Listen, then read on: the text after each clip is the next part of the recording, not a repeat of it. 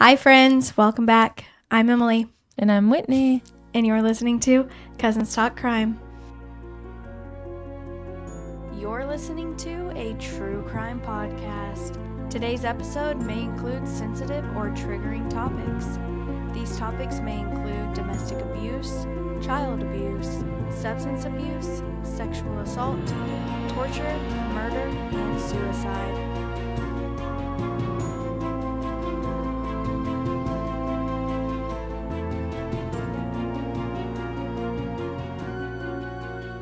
So, friends, I'm pretty sure at the end of last episode, we promised you guys that our next episode was going to be with another podcast.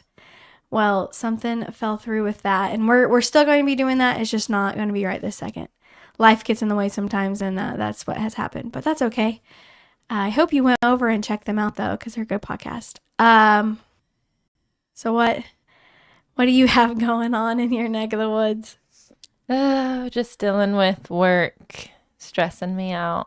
Stressing you out? I saw you had a nice dinner this week. Yes, we had a Paysetter award. So anyone who is on the path to make an award at the end of the year, they do like a dinner in the middle for anyone who's like halfway to, reaching. So it was fun. It was at Ruth Chris. It was nice.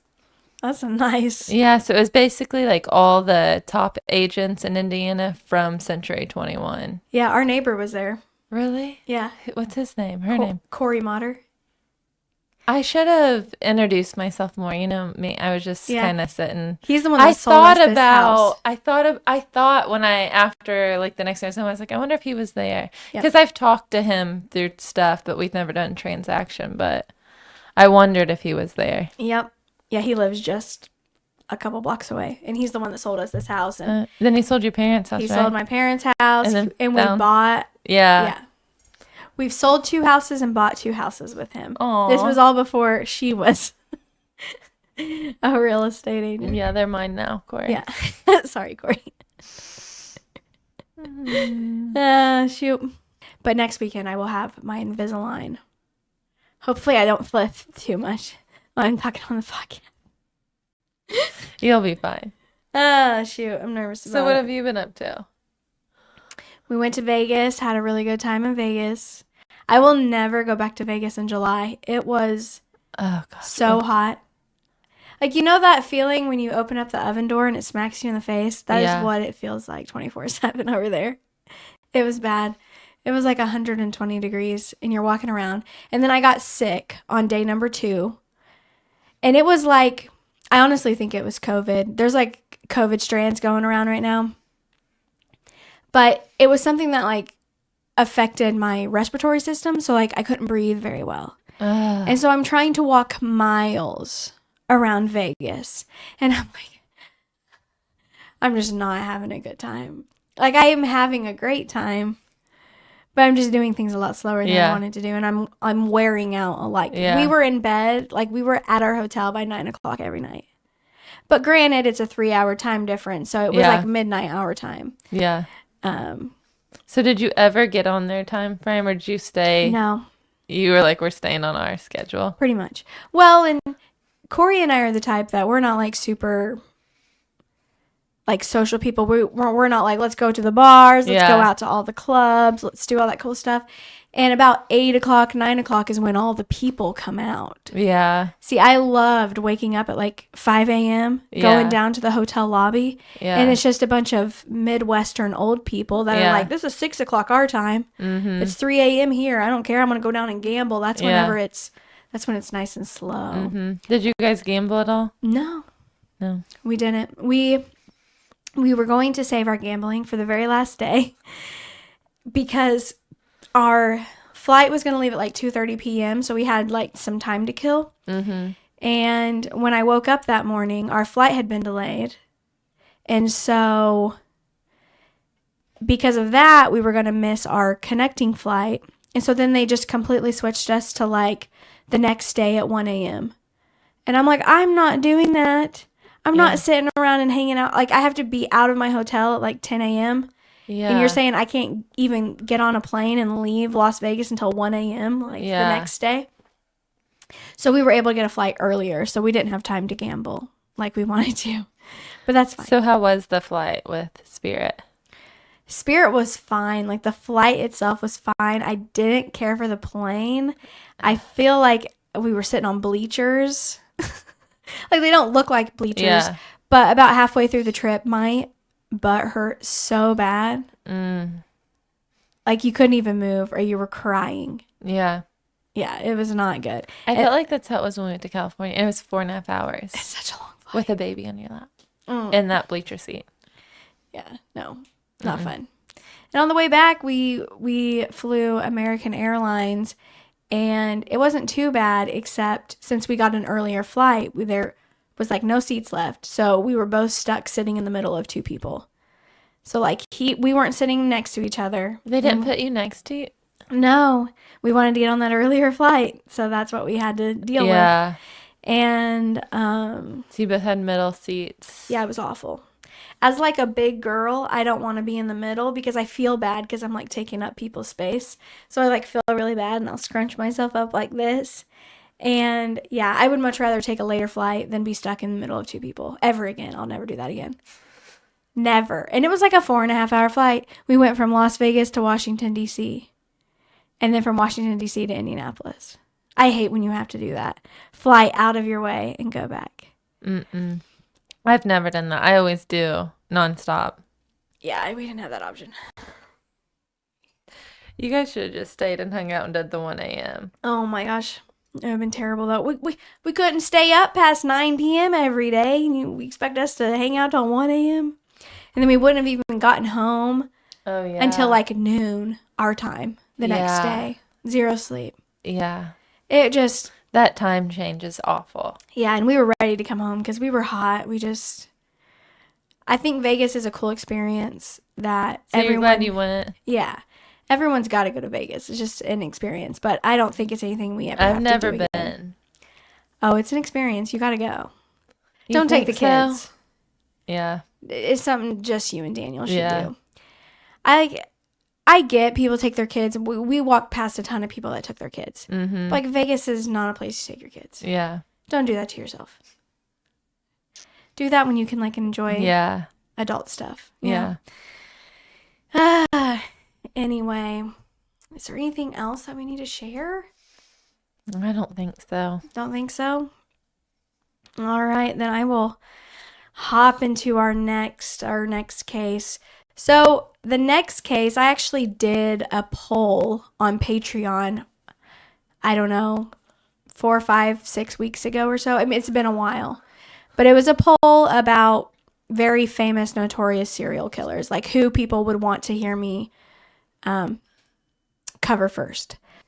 But the poll had like Jeffrey Dahmer, John Wayne Gacy, Ted Bundy, BTK, those kind of people. And the person that actually ended up winning was a woman. And her name is Aileen Wuornos. You've probably heard of her.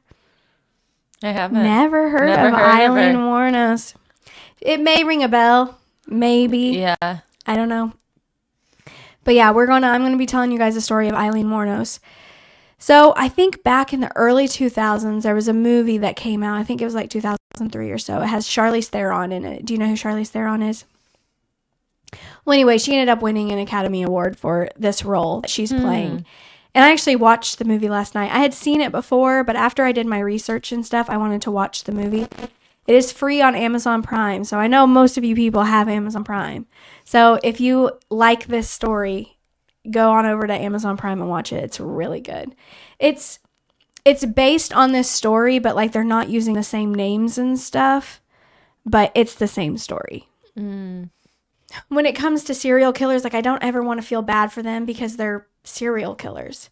But if you're going to feel bad for like any serial killer in the world, it's going to be this woman. It's going to be her. So, yeah, let's just get into it. I'm excited because I've never heard of her. Aileen Wuornos. Yeah. I've seen this image before. Yeah. Okay. So, without further ado, let's tell you about Aileen Wuornos. So, Aileen Wuornos was actually born Aileen Carol Pittman.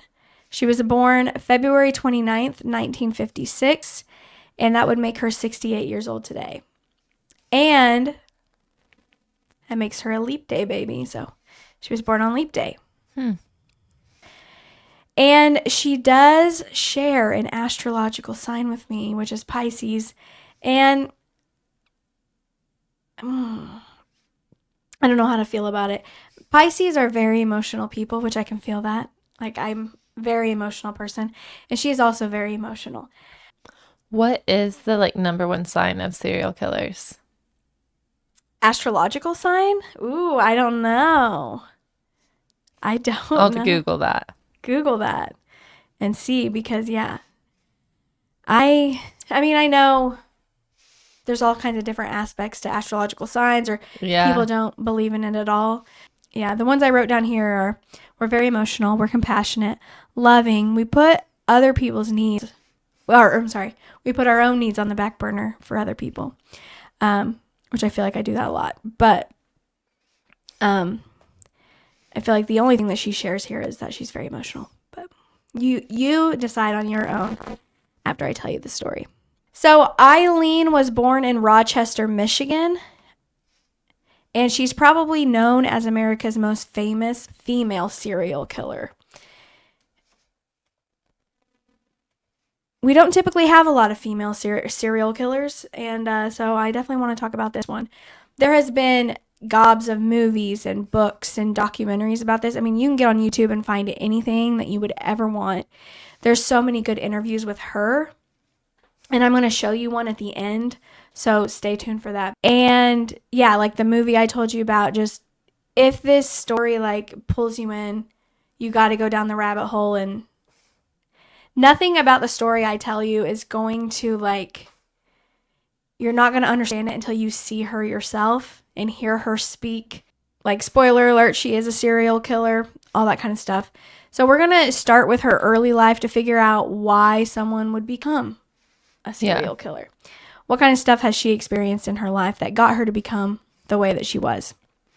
So Aileen Carol Pittman was born in 1956, like I had mentioned before. Her parents were Diane Wuornos and Leo Pittman. Now, Diane and Leo married when Diane was only 14 years old, and Leo was 18. On March 4th, 1955, they had their first child, which was Eileen's older brother, Keith. And, they had kids back to back. Yeah. And Aileen was born in 1956, like I had mentioned, but 2 months before Aileen was born, her dad left her mom. They filed for a divorce, and Eileen's dad disappeared, never met his daughter, ever. So, honestly, poor Diane, she was 16 years old, divorced, with two children, in diapers. I mean, can you imagine? No. I can't even imagine that today, and I'm 31 years old. No. I'm 16. 16. I mean, I know it was a different time and stuff was different back then, but Now, and here's a little side note about Leo Pittman. We don't really know a whole lot about him because he was gone before Aileen was even born. But we do have some record of him. In 1967, Leo was sentenced to life imprisonment for kidnapping and raping a 7-year-old girl, which maybe it's a good thing he left Aileen. Right. I mean, I'm sad that it happened to that 7-year-old girl, but I mean, he obviously was a piece of garbage. Yeah. He was diagnosed with schizophrenia, and he committed suicide by hanging himself in prison in 1969 when he was only 33 years old. So that's really all we know about her dad. But I wanted to add that in there. Sometimes I feel like people's psychotic tendencies can be genetic. Sometimes they can be learned. Sometimes they can be genetic. I mean, she never met this man in her life. And, he's schizophrenic. He's these things. I'm thinking it might be genetic. Maybe not. I don't know. So let's get back to where we were in Eileen's timeline.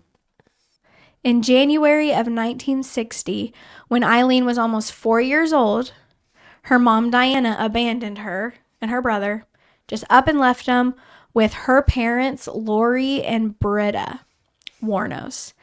Now, just for record here, Lori is the man. I know it sounds like a woman's name, but Okay.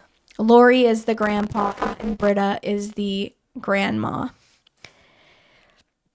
Now, Lori and Britta were both severe alcoholics, but they did legally adopt Keith and Aileen shortly after they were put in their custody on March 18th, 1960. So that is why Aileen is now Aileen Wuornos instead of Aileen Pittman. Now, Aileen grew up thinking that these two were her parents. Okay. She didn't realize they were her grandparents. But she did find out that they were her actual grandparents when she was about 10 years old. I don't think she took it very well. That's sad. Yeah. By the time she was 11 years old, Aileen had began soliciting herself in exchange for cigarettes, drugs, and food. 11 years old, and you already are aware that you can sell your body. That's awful. She had obtained a nickname in the school, and they called her the cigarette pig. Oh my God.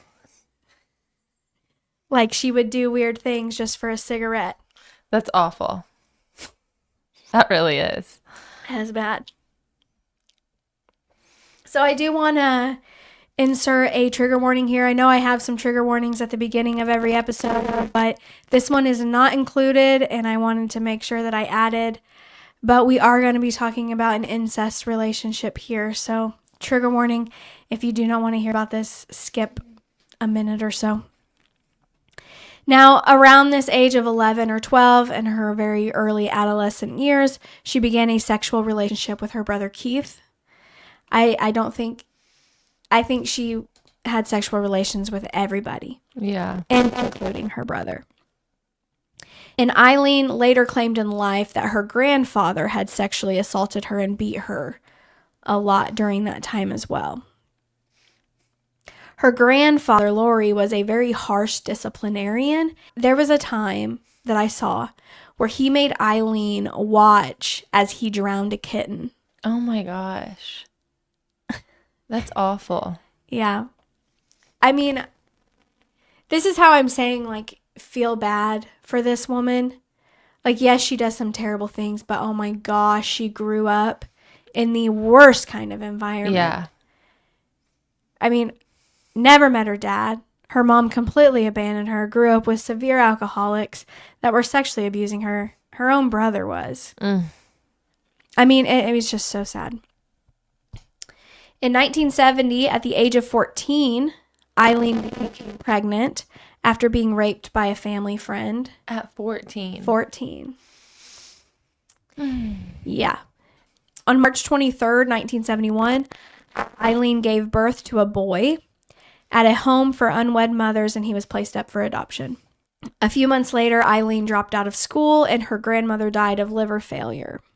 The following year, when Aileen was 15 years old, her grandfather kicked her out of the house, and she became homeless, living in the woods. So you've already had a baby, given birth, and you're homeless at 15 years old. Yikes. 15. That's a lot. Yeah. I mean, I thought her mom had it bad being 16 and divorced with 2 kids. I mean, she's got 1 kid, kicked out of her house and home. Okay, sorry. She's been through the ringer. Oh my gosh. This is when Aileen really threw herself into prostitution.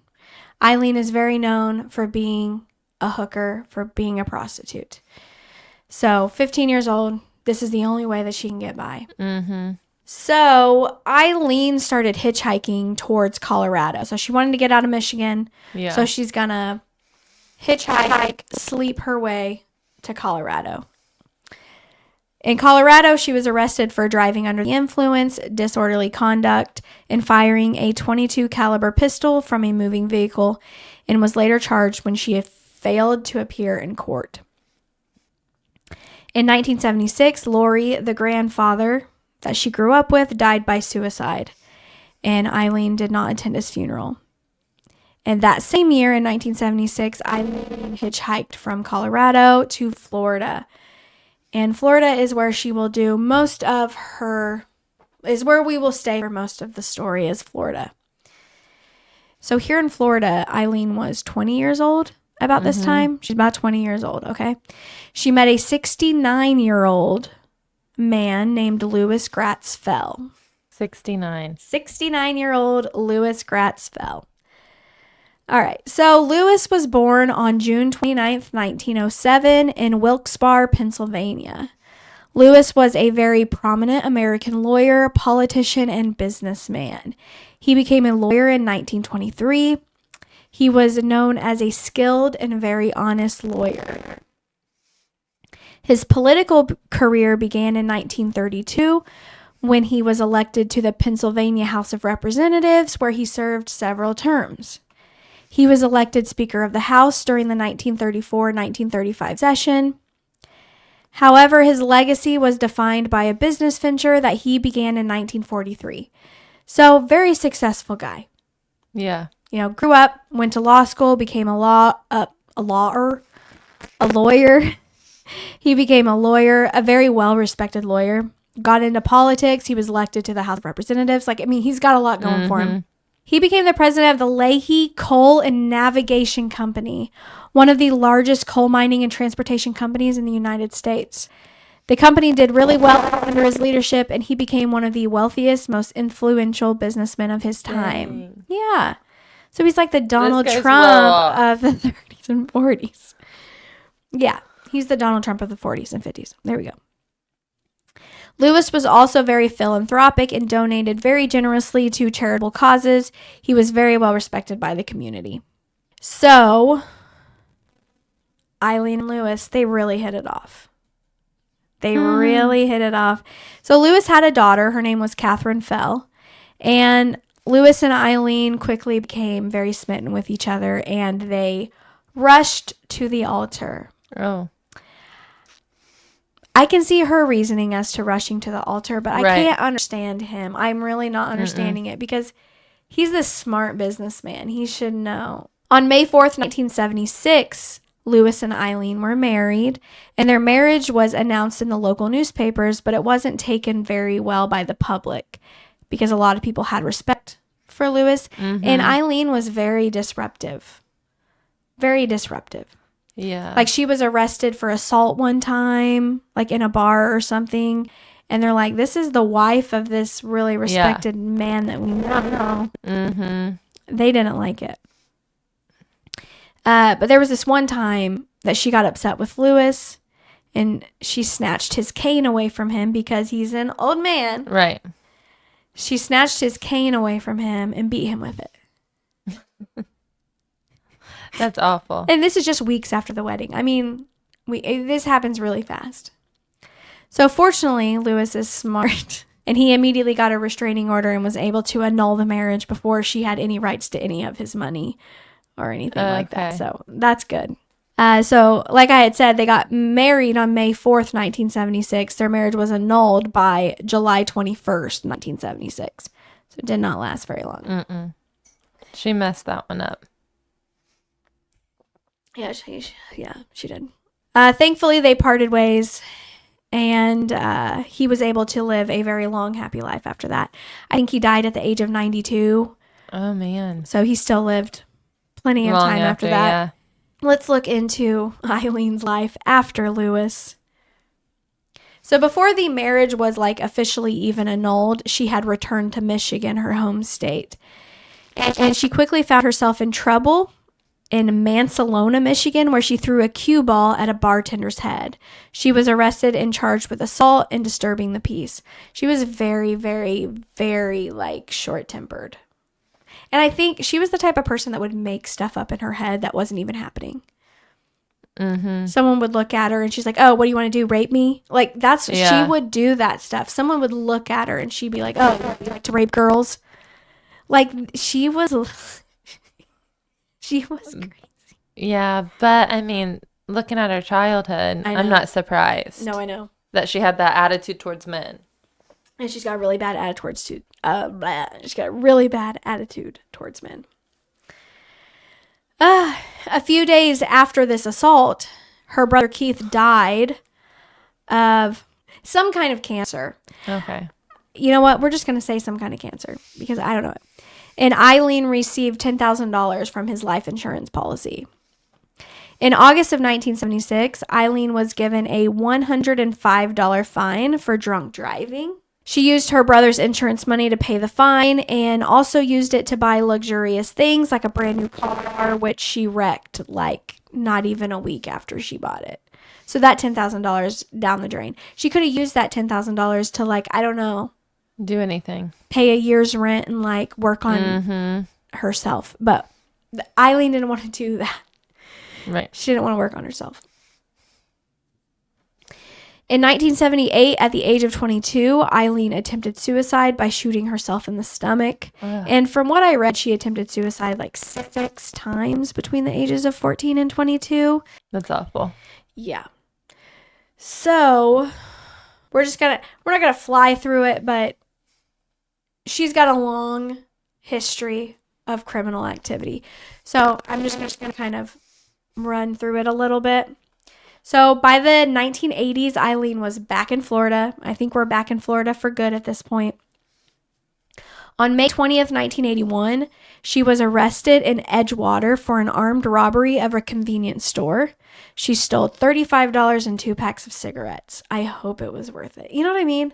When people do this type of stuff, I'm like, why? Really? For $35 and 2 packs of cigarettes? She went to prison on May 4th, 1982, and was released on June 30th, 1983. She spent a little over a year in prison for this incident. On May 1st, 1984, she was arrested for attempting to pass forged checks at a bank in the Key West. Dang. On November 30th, 1985, she was named a suspect in the theft of a revolver and ammunition in Pasco County. On January 4th, 1986, Aileen was arrested in Miami, charged with car theft, resisting arrest, and obstruction of justice for providing false identification. They found a .38 caliber revolver and a box of ammunition in the stolen car. On June 2nd, 1986, Volusia County deputies detained Aileen for questioning after a man accused her of pulling a gun in his car and demanding $200. She was found to be carrying spare ammunition, and police discovered a .22 pistol under the passenger seat she was sitting in. So she is just mischievous. Yeah. She just cannot. Some people just cannot live a straight life. They just can't do it. They can't. It's not in their DNA. I feel like she's had a lot of opportunities to do things the right way, and she doesn't. In 1986, when Aileen was 30 years old, she met a then 24-year-old motel maid named Tyra Moore. They met at a Daytona Beach gay bar called Zodiac. I think they hit it off like really quick. As far as I knew, Aileen was never gay. Yeah. But she's had such a hard time with men that I think she's willing to throw herself in a female relationship, that maybe that's what.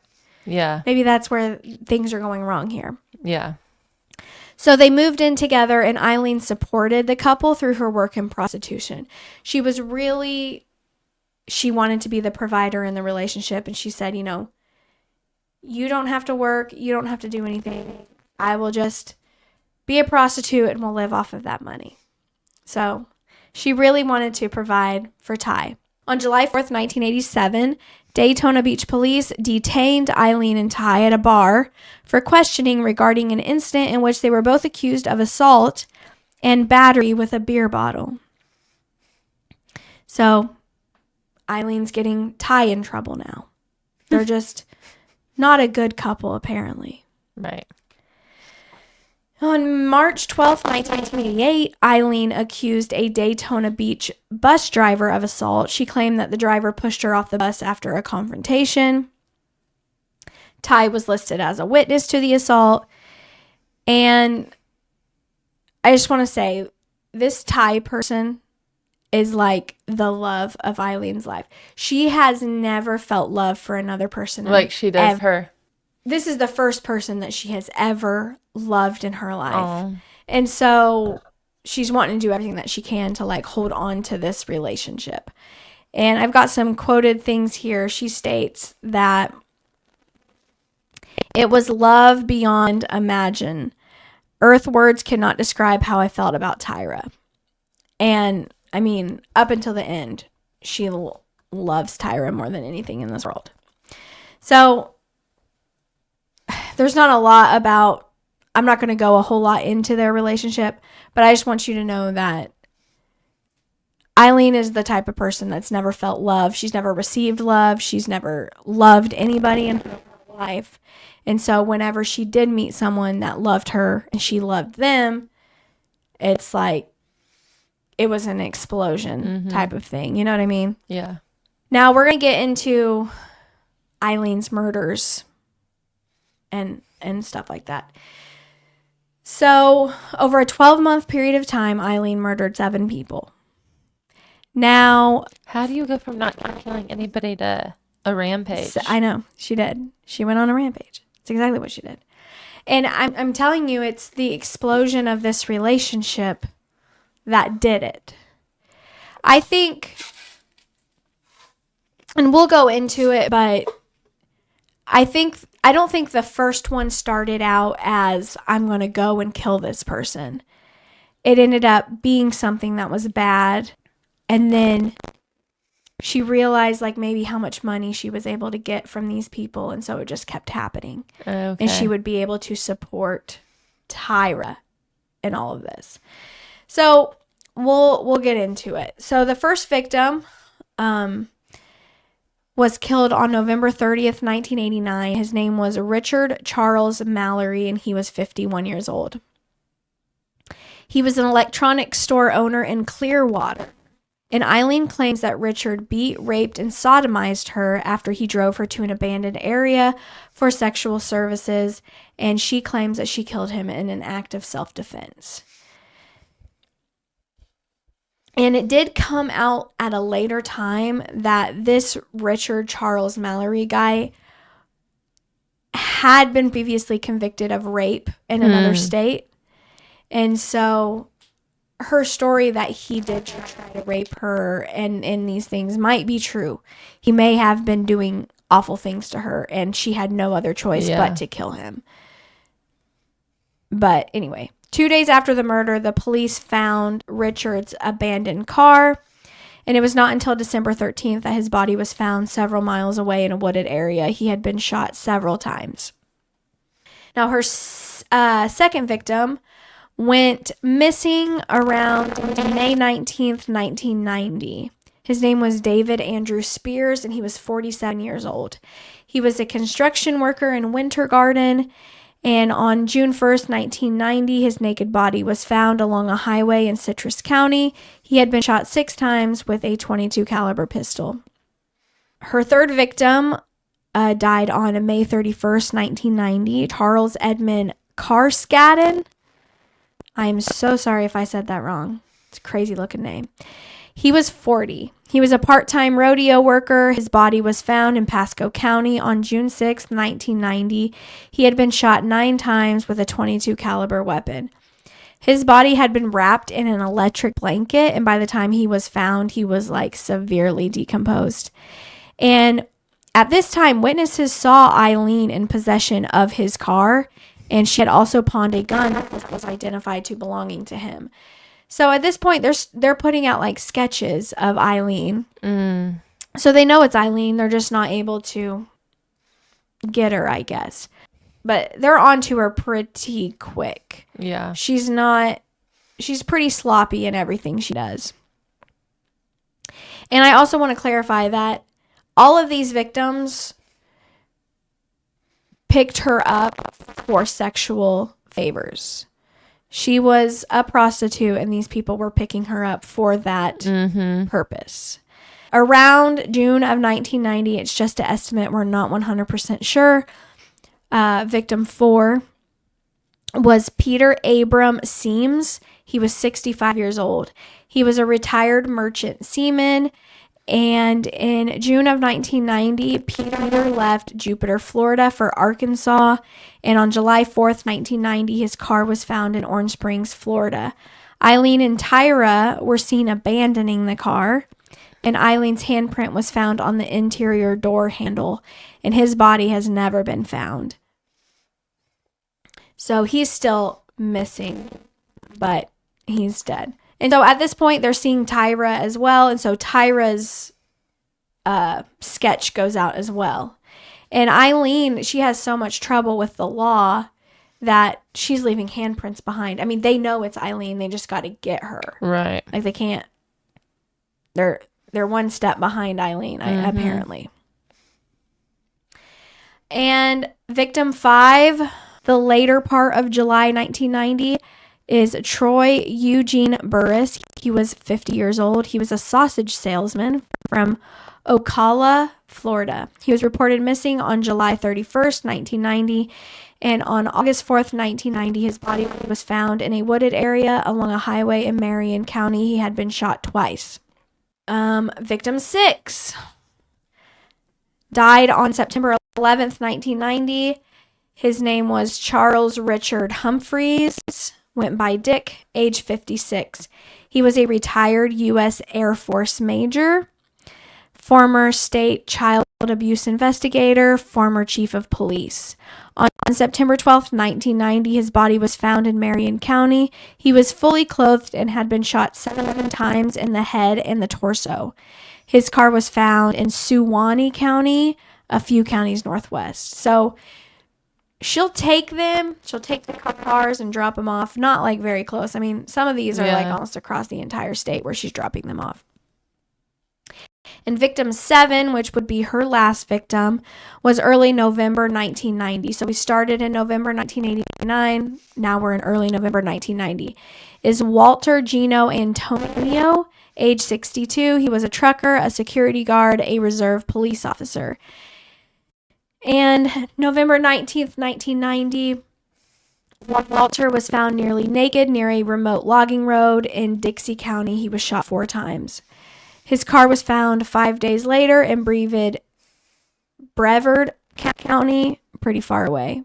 And so, like I said, starting in July, which is like halfway through this rampage of hers, they know who she is. Mm-hmm. They just can't find her. They just can't find her.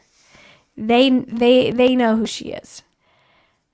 And during this time, they found the victim's items at pawn shops. Eileen's fingerprints were found on receipt at a pawn shop, and it matched the fingerprint left behind in Peter Sim's car. And like I said, since she had like a pretty lengthy criminal record, they didn't have any problem like figuring out who it was. They just had to get her. Like I said, she would blow stuff out of proportion. Like, she would have to justify it in her mind with these men when they took her. Like, she claims, if you watch the movie Monster, you will see it. But the first man really does beat her up, probably has the intentions of killing her. But she is able to fight him off, and she ends up killing him. And then she realizes how much money she can get from this. And so she starts doing it, and then she has to justify it in her mind, I think, when it's happening. Yeah. You know, so what was it? There was like one of the ones in the movie, which is probably could be similar to real life, but it's just an example. It's like one of the guys wanted her to call him daddy. So in her mind, she twisted it as him being a child molester. So now I have to kill him. So you know what I mean? Yeah. Like, she would take She would try to find an excuse. She would find an excuse. Yeah. She would try her hardest to find an excuse to kill somebody. Now, on January 9th, 1991, Aileen was found at a biker bar in Volusia County called The Last Resort, and she was arrested for an outstanding warrant. And since Tyra's mugshot was not mugshot, but her sketch was like out. Yeah. Like I said, she really loved Tyra. She didn't want anything to happen to Tyra ever. So she put Tyra on a bus and sent her away. Like, I don't want the police to find you. I don't want you to get in trouble for what I've been doing. So she puts her on a bus and sends her up to like Pennsylvania or something like that. But the police do find Tyra in Pennsylvania. And they get Tyra and all this stuff. And Tyra said, if I can get a confession from Aileen, can I get immunity in this case? Because, like, you know, I didn't do anything, but she's going to, like, immediately turn on Aileen. Yeah. So they accepted the deal. They said, you can have immunity. We just need Aileen to confess to all these murders. Yeah. And so under police surveillance and guidance, you know, she was wired up and all this stuff. She calls Aileen on the phone, and she's pretty much begging Aileen, like, say everything, clear my name, blah, blah, blah, blah, blah. And like I had said, Aileen loved Tyra. Yeah. So she spilled it all out on the table. She said, I did this, and this. So you think she knew she was being recorded? Yes, I do. Okay. I think Tyra told her that. She said, you've got to clear my name with the police. Tell them that you did everything and I didn't do anything. Okay. And so I think to save Tyra from any trouble, Aileen did that because Aileen really loved her. Yeah. She took the fall, which I don't think Tyra was involved in any of the murders, but she helped. Yeah. She helped because she was seen abandoning a car with her. You know, like, she helped. She knew what was going on. Yeah. She knew what was going on. Yeah, she wasn't just in the dark about it. Yeah, no, she knew what was going on. So, yeah, Aileen confessed to all those murders on January 16th, 1991. And she claimed that all the men had tried to rape her and she killed them all in self-defense. And so I kind of called bullcrap because I'm like, how can you live this life for however many years that you've been living this life? Yeah. And then all of a sudden, in the span of 1 year, seven men have tried to rape you? No, I don't believe it for a second that she, you know what I mean? Yeah. No, I think she was trying to find any excuse, like you said, possible to kill them and get their money. Yeah. And maybe, like you said, the first one really did. And then she was like, oh, I could do this again. Uh-huh. This is the oddest thing, and I couldn't even find that much about it. I'm sure you can weasel down a rabbit hole to figure stuff out, but this is just a fun little fact. Didn't go super into it. But in November of 1991, a 44-year-old woman named Arlene Prowl legally adopted Aileen after seeing her photo in a newspaper. So Eileen's in prison, awaiting trial for all these murders, and some random person that she doesn't even know has adopted her. I didn't know you could do that. There's not like... If you want to be legally responsible for somebody, I guess you can. I don't know. So did she agree to being adopted, or did she have a choice in it? I mean, I guess she agreed to it. I guess she has a choice. I think she'd have a choice. Is it her real mom that she never met? No. I mean, that ran away. It was her dad she never met. No. And I wanted to look into it a little bit more. I even got like a little highlighted part here, but when I briefly looked into it, there wasn't that much about it. So I'm not sure if it went anything farther than this person just wanting attention. Right. In newspapers or whatever, but it's just weird. So anyway, we're going to go into the trial of this. Now, on January 14th, 1992, Aileen went to trial for the murder of Richard Charles Mallory, which was her very first victim. And typically, previous convictions like her random assaults and DUIs and all that kind of stuff, like, can't be used against you. Yeah. And that sort of stuff. But apparently, under Florida's Williams rule, the prosecution was allowed to introduce evidence related to other crimes to show a pattern of illegal activity. I don't know if this is just a Florida thing or what, right, but they were able to bring in all of her old stuff. And the trial was short, and Tyra Moore testified against Aileen, part of her deal.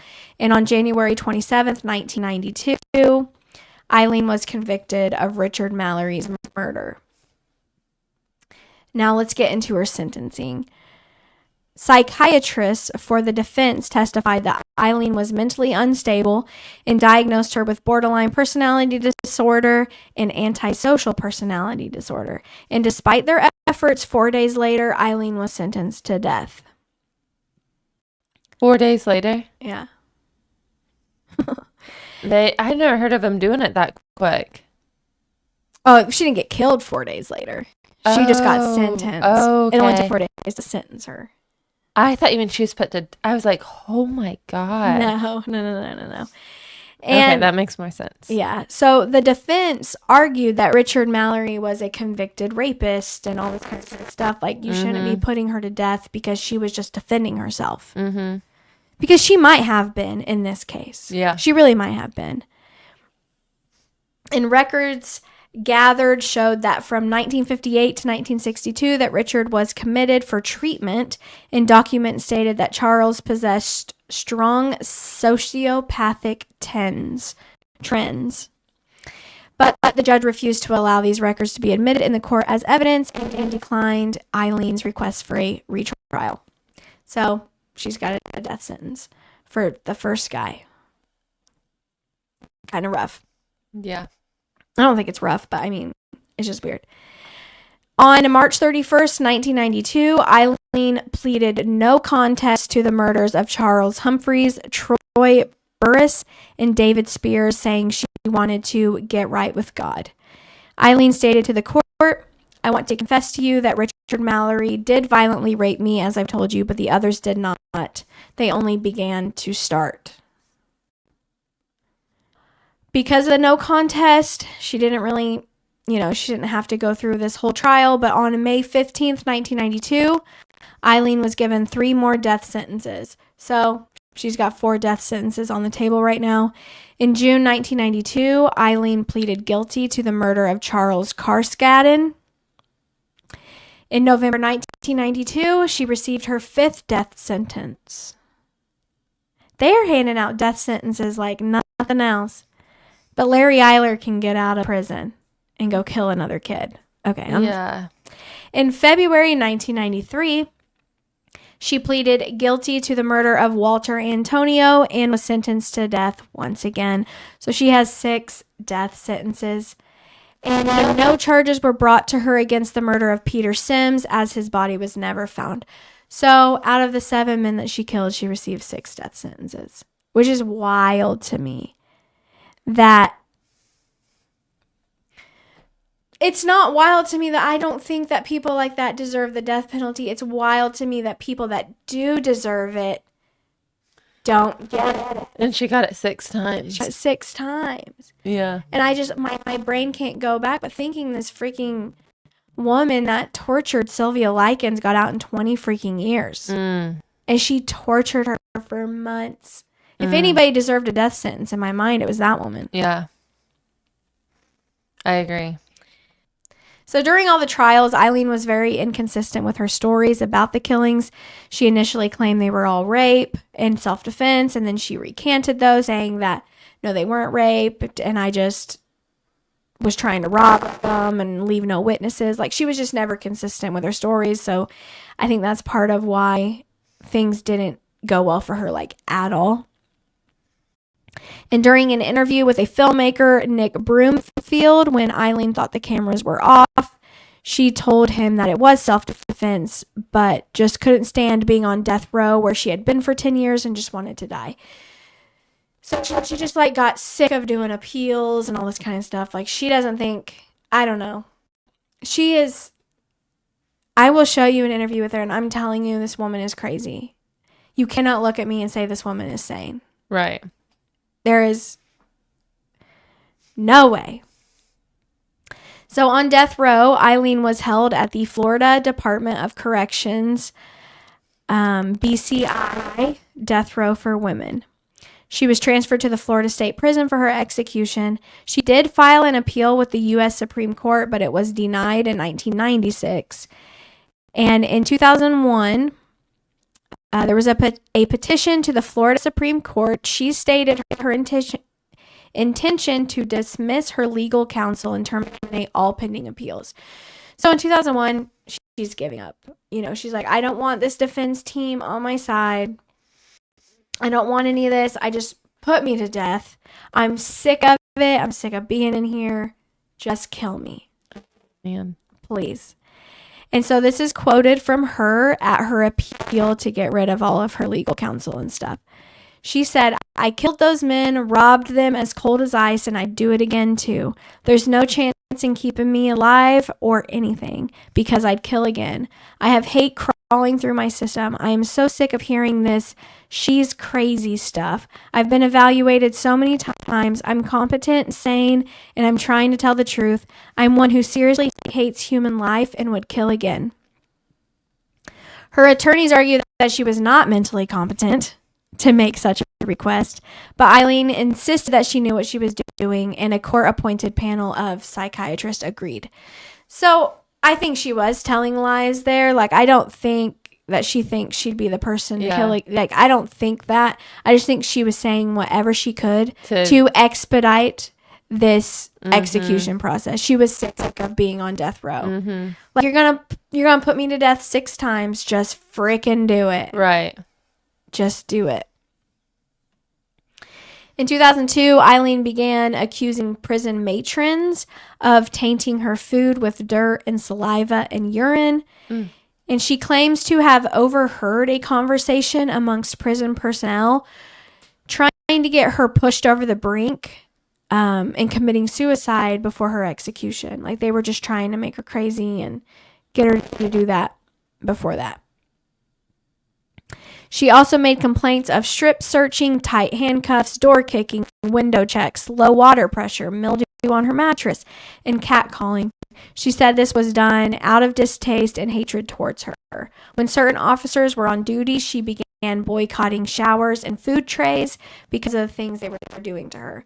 Like, she said she couldn't even eat a tray because they would poison her. And I think this was all in her head because she's crazy. Yeah. And you'll see it in the video, but oh my God, she's crazy. She's crazy, Wendy. She sounds crazy. I'm convinced she's crazy. So I'm like, do you put a crazy woman like this to death? Right. She's crazy. Yeah. Her attorney stated Miss Wuornos really just wants to have proper treatment, humane treatment until the day she's executed. Just let her live in peace until she needs to be executed.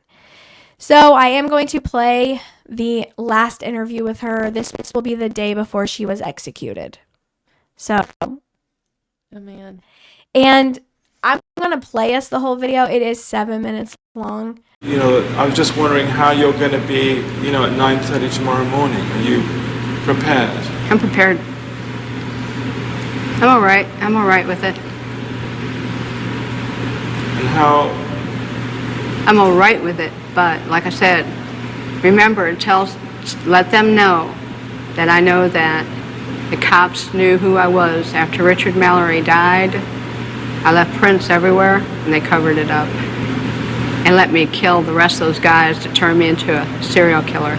I know they did, because I was no professional serial killer or anything, murderer or whatever you want to call it, you know. I wasn't professional at what I was doing. Aileen, I did some sloppy work, you know, and I left. How have you prepared yourself for tomorrow morning?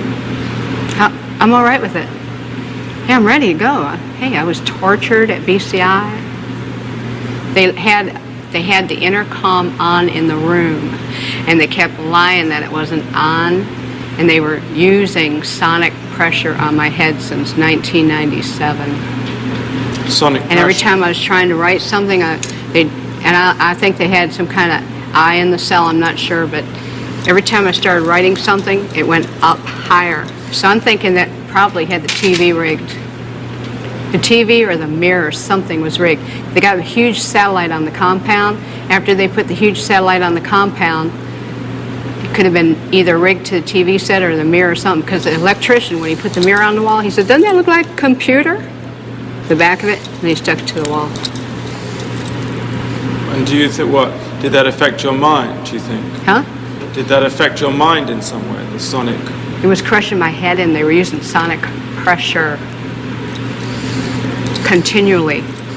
Then when I had 3 meetings with Miss Villacorta on it, Every meeting I had, she increased the pressure of the volume of the comm, increased the harassment on the floor, increased the trays being inedible, just increased every bit of my complaints and trashed all grievances. They're trying to make it look like I was crazy at all times, rig up the room with torture. If I said anything about I think their whole plan was to try to make it look like I was totally crazy, and so nobody would believe anything I had to say about anything, and then drive me there if they could. I suffered so bad. I was really struggling to survive. Had a lot of trays that were attempted murder and everything. I had to wash all my food off. I'm telling you, she's And then one day I didn't paranoid. wash my food off, and I was sick for 3 weeks, almost died. But you're I okay cannot now. take her seriously at all. I'm okay. I'm okay. God is going to be there. Jesus Christ is going to be there. All the angels and everything.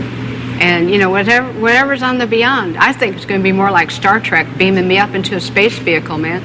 Then I move on, recolonize to another planet or whatever. But it's whatever's the beyond. I know it's going to be good because I didn't do anything as wrong as they said.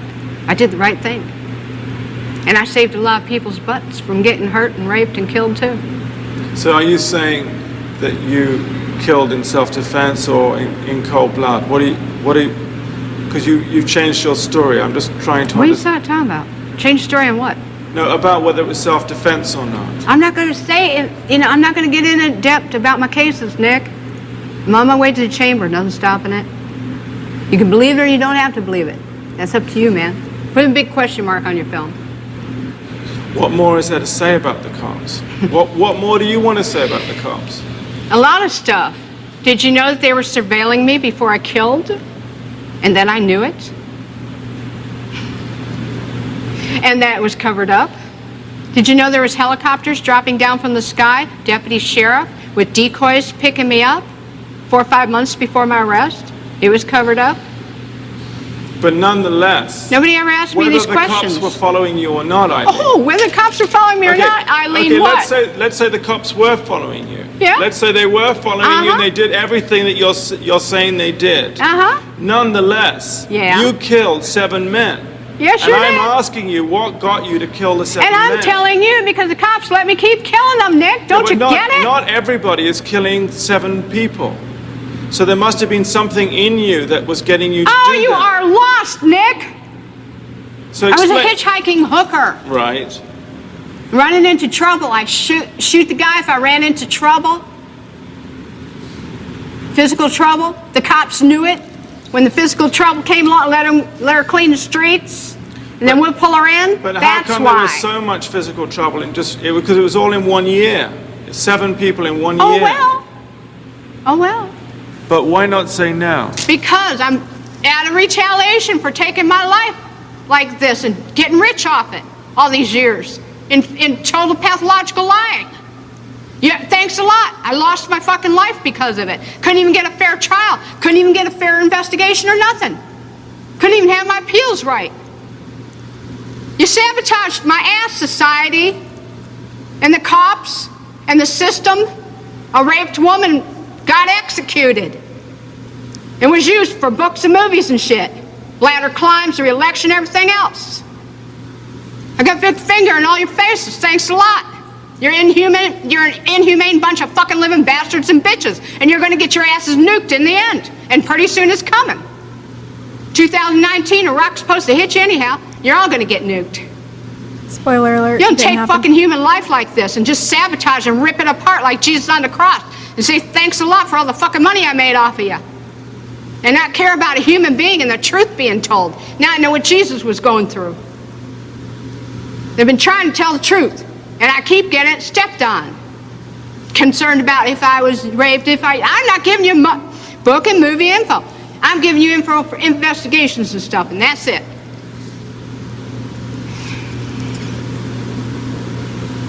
We're going to have to cut this interview, Nick. I'm not going to go into any more detail. I'm leaving. I'm glad. Thanks a lot, society, for railroading my ass. I get what you're talking about now. She like Her eyes, though. She's does- got the crazy eyes. She's not sane. There's no way that No. woman was sane. No. And then she acted like the police were in on it. letting her clean up the streets. Yeah. They were enjoying it, her taking out the bad guys one by one. Yeah, and then they just put her to death at the end because they hate her. Yeah. That's how she looked at it. And what? There's police officers flying out of the sky from helicopter. What? That was 4 months before her arrest, she said. They swooped her up and that. They swooped her up and said, hey, start killing all these. And I get her being upset about, like, a lot of people made a lot of money on her story.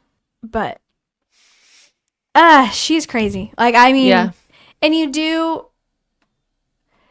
do kind of feel bad for her because of how she was brought up. Mm-hmm. And she didn't have a chance. She didn't have a chance in hell. She did not have a chance.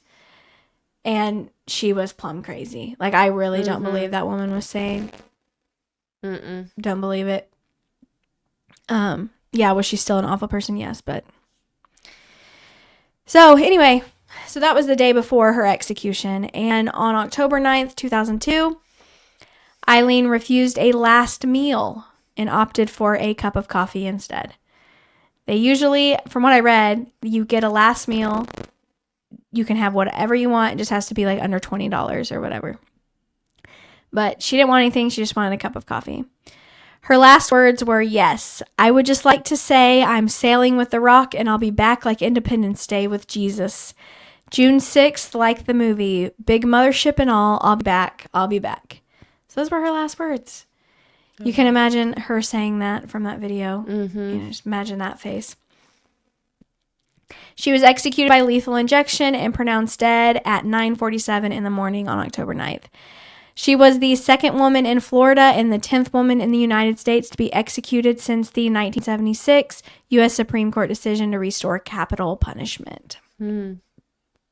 Aileen was cremated and her ashes were scattered beneath a tree in her native state of Michigan by her childhood friend Dawn Botkins. And at Aileen's request, Natalie Merchant's song Carnival was played at her funeral. Aileen spent many hours listening to this album on death row. Now, it seems that a lot of psychology specialists have not always agreed on the mental state of Aileen. Some people thought she was crazy, some people didn't. I'm not a professional in any means, so I don't really have an opinion, I do have an opinion, but it's not a well-educated opinion. And yeah, a lot of people just blamed her upbringing and that kind of stuff on it. But that is really all of Aileen's That's wild story. I really hadn't heard much about that one. Now her picture looked familiar, but I didn't know the gist of it. I'm trying to think if there's And I think I might have seen it like on a maybe like scrolling, seeing it on something. There's all kinds of documentaries, and that monster movie is really good. But yeah, if this story interests you at all, get on Prime Video and watch. It's called Monster. But that's the story of Aileen. Well, I enjoyed it. I'm glad you enjoyed it. I don't know how to feel about it. It was rough. I just feel bad. Yeah. Obviously what she did was really wrong. It just stinks when people have such a rough start in life compared to other people. And a lot of people have had rough starts growing up, and then they don't turn out to be Aileen Wuornos. But it just, poor thing, she didn't know what love felt like. She didn't know how to reciprocate it or give it back. And she thought everyone was out to get her. Yeah. But, all right. That's all we got for this one. Is there anything you need to add? Nope. Okay. Well, thank you for listening, and we'll catch you in the next one. Bye. Bye.